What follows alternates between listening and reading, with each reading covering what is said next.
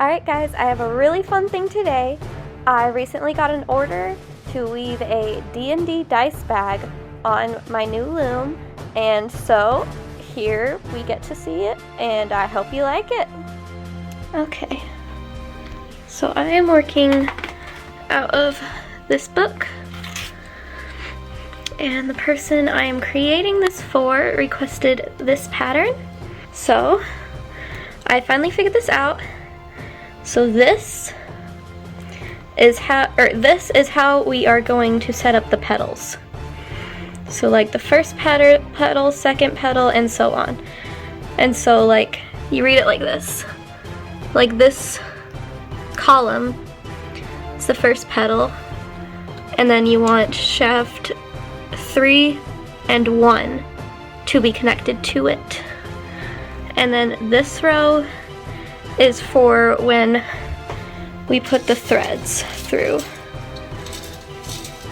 And so we're gonna take one, we're gonna first put it through shaft 1, 2, 3, 4, and you read it from right to left. And then the pattern comes from here.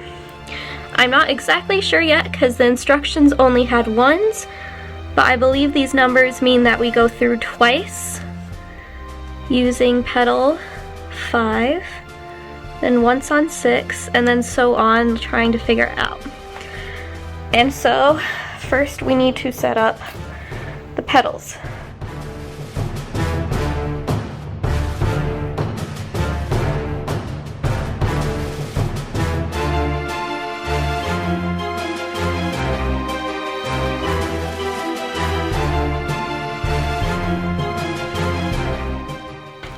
Alright, so I just finished winding it.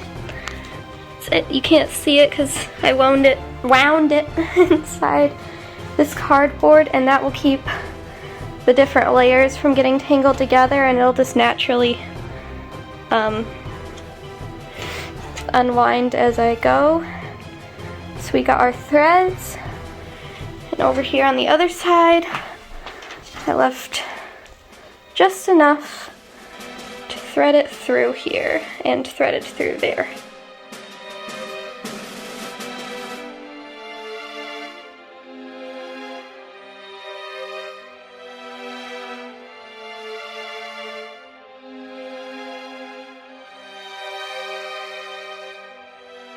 Okay, so now that we have all that done, which took forever, we are going to, hold on a minute.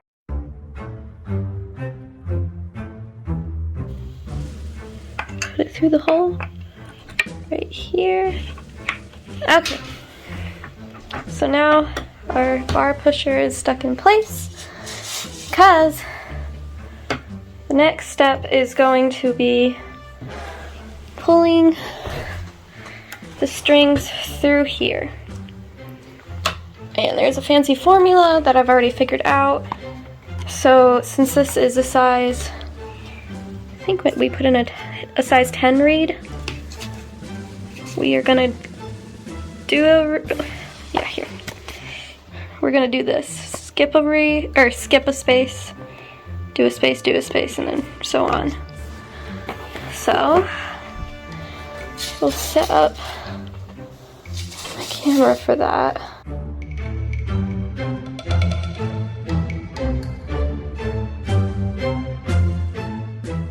Okay, so here we are. If you look up close, you can see the 2 skip 1, 2 skip 1 pattern that we have done, and that essentially means that should be that wide. I made it a little wider than he requested, because what happens most often is that it shrinks a little bit.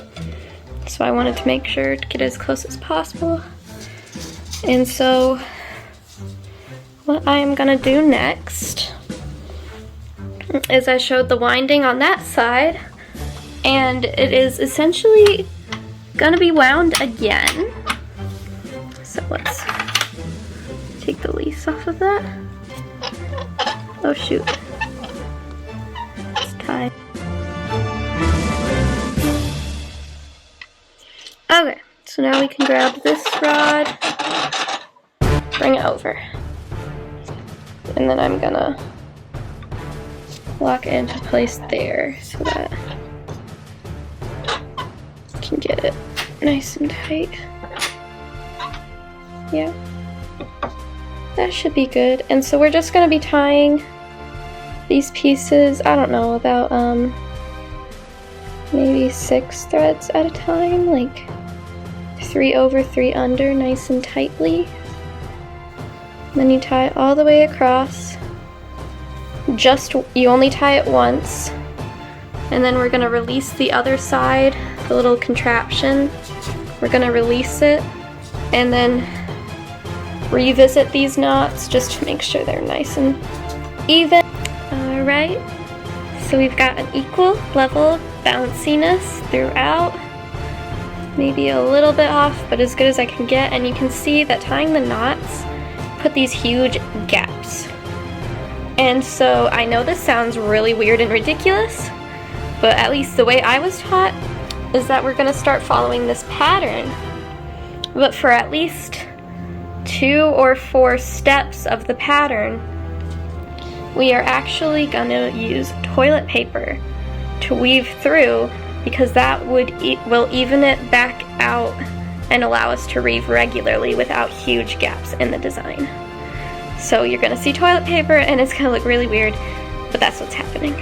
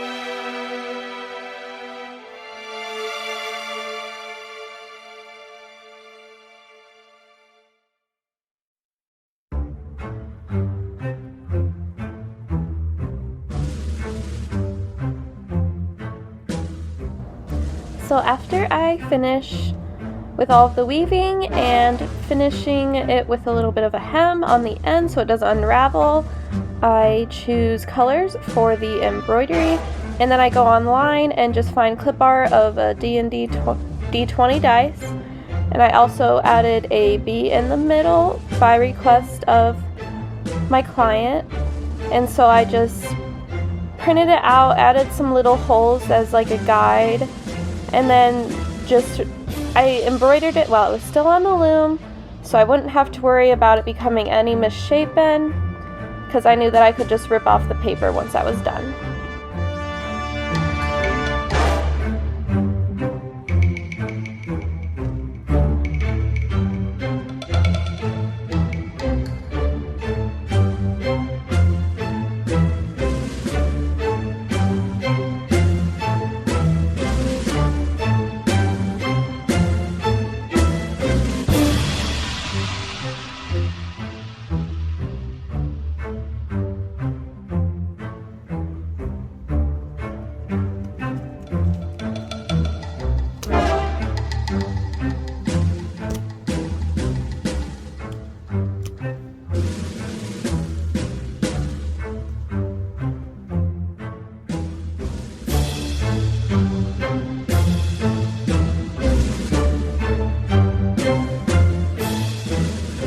After I was satisfied with the embroidery, I let loose the string, and there is a lot of extra string on here, mostly because I added enough to make 2 D&D dice bags, so I can just retie it and make it again.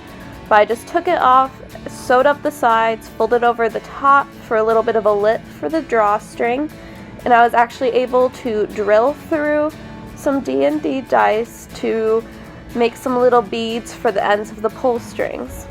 And so I think it turned out very well. I hope my client likes it. I hope you guys enjoyed watching it, and I hope there is more stuff on my loom to come. Thank you. Bye.